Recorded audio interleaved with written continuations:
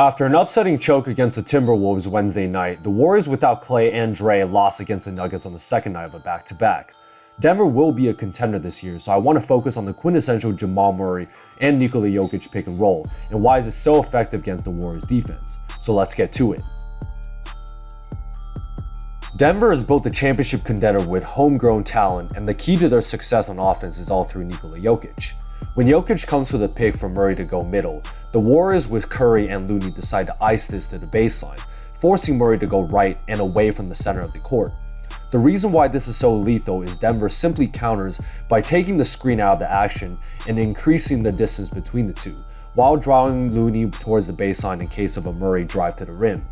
Murray drags Looney just enough for a bounce pass right to Jokic, who we all know has an insane floater and overall touch. Here's another high pick and roll with the three Nuggets players all on the weak side, giving Jamal Murray the whole right side to work with. JP does a good job of fighting over the screen since he's a shooter, and once again the Warriors are letting Looney play drop coverage here.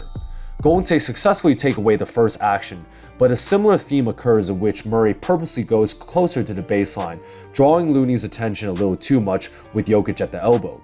Simple bounce pass and Jokic has 5 feet of open room as he uses a nice spin move into another weird jump shot, but his touch is just out of this world. Now let's see what happens when the defender sticks too close to Jokic. Here's a dribble handoff and the Warriors game plan to ice these pick and rolls like always towards the strong side, where there is help one pass away from Jordan Poole. However, Wiggins is now too worried about the dump-off pass that we've seen a couple times already, and Murray sees this and successfully rejects the screen to go straight to the rim. This is where usually a Warriors defender would be playing drop coverage, but now Murray plays the coverage very well and has a free lane and gets a tough reverse layup to go. We've seen ice coverages towards the sideline, so now Denver will read Steph Curry's defense on this dribble handoff. Jokic sees that Curry is not in denial position towards the sideline, and the simple counter to this is a screening action to get the ball up high, where Jokic easily turns it into a handoff screen. Steph gets tricked and is too late fighting over the pick, giving Murray a wide open 3-ball from the top of the arc.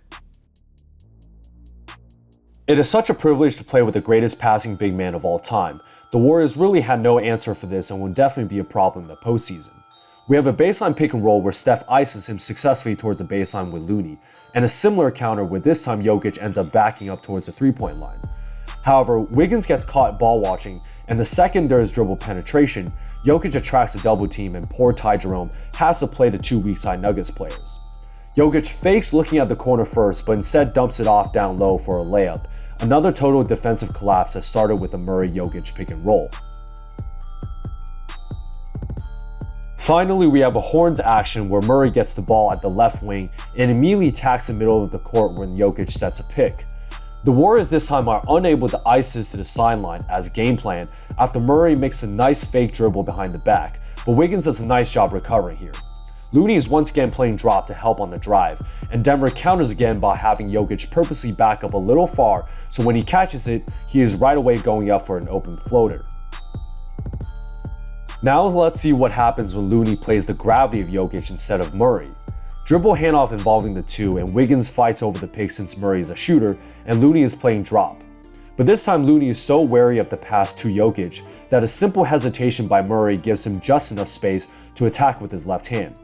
I'll give him credit for reading how Golden State took this initial passing lane away and for finishing over the top as Looney finally came to help at the last second. Difficult layup that ends up going in. There you guys have it. I wanted to break down this game since I think it is important to see how Golden State play the Jamal Murray-Nikola Jokic pick and roll, as there is a great chance the Warriors will see them again in the playoff series down the line. Denver has the #1 offense in the NBA due to the offensive versatility of Nikola Jokic, and having a guard in Murray complement him in the pick and roll makes them the most lethal two-man action arguably in the NBA right now.